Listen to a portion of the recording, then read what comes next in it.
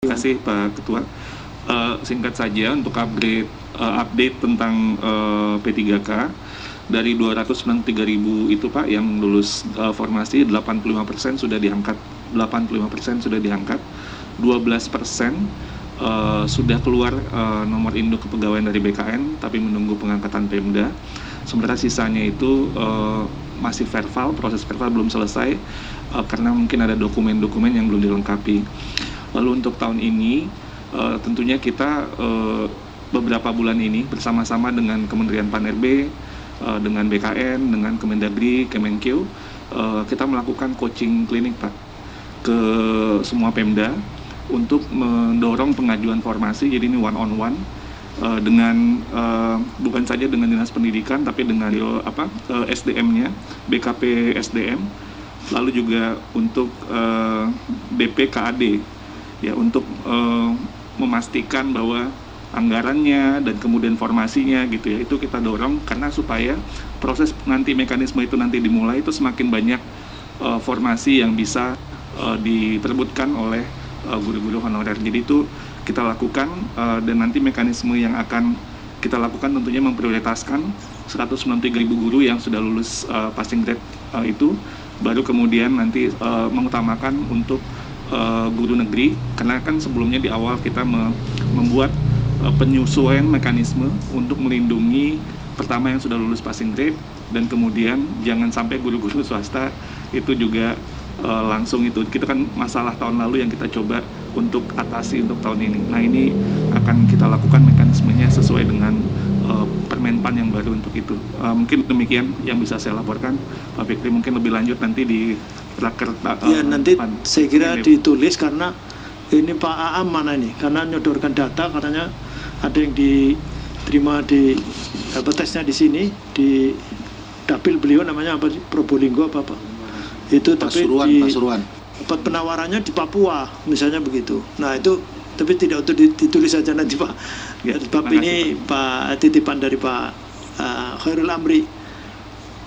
Melalui pimpinan Pak Ketua, ya mungkin kami minta kalau bisa dikirimkan update data yang terakhir yang sudah dilakukan, sehingga kita juga bisa menyampaikan ini ke masing-masing dapil gitu kalau ada pertanyaan.